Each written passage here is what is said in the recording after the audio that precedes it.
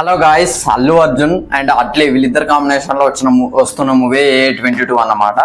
So ఈ మూవీకి సంబంధించి చాలా అప్డేట్ అవుతున్నా అన్నమాట. సో వీడియోని స్కిప్ చేయకుండా చూడండి. అల్లు అర్జున్ ఫ్యాన్స్ కి అయితే ఒక మంచి విషయం అని చెప్పుకోవచ్చు ఇదైతే.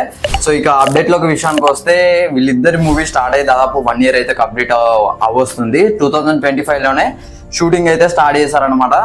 అండ్ జేమ్స్ క్యామరూన్ టీమ్ ఎవరైతే ఉన్నారో, విఎఫ్ఎక్స్ టీమ్ ఏదైతే ఉందో, సో అది ఆ మూవీకి వర్క్ చేస్తుంది. సో దాని బడ్జెట్ వేసుకోండి, దాదాపు 1000 కోట్ల వరకు దాని బడ్జెట్ ఉంటుందని చెప్పేసి చాలా రూమర్స్ అయితే వస్తున్నాయి అనమాట.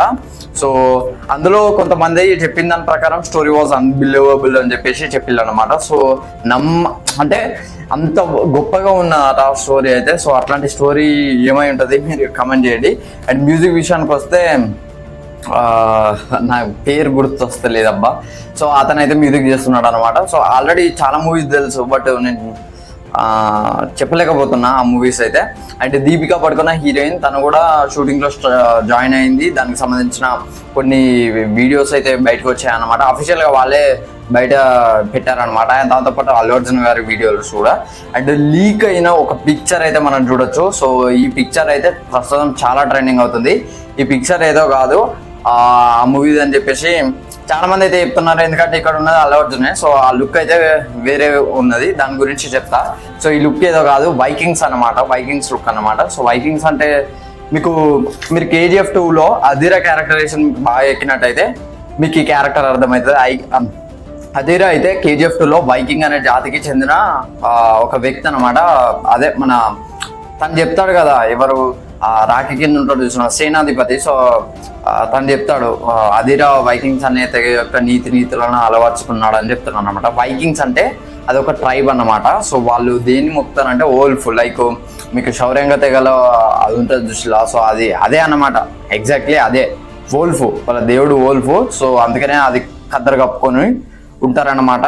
సో అదొక వాయిలెంట్ తెగ అన్నమాట, చాలా వాయిలెంట్ తెగ. అంటే వాళ్ళకి జాలి, దయ ఇట్లాంటివి ఏమి ఉండవు, చంపడం ఒకటే తెలుస్తుంది అన్నమాట.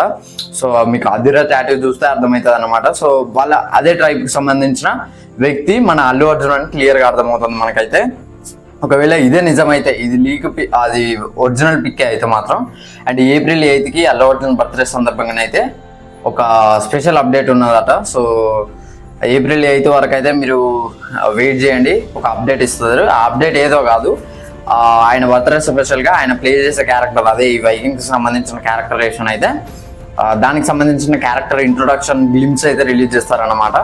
సో అందులో మళ్ళీ ఇంకోటి ఏంటి, ఇందులో హీరో కాదు, విలన్ క్యారెక్టర్ అట. లైక్ విలన్ క్యారెక్టర్, టోటల్గా విలన్ క్యారెక్టర్. ఫర్ ఎగ్జాంపుల్ చెప్తాను మీకు, ది బెస్ట్ ఎగ్జాంపుల్ అంటే మీరు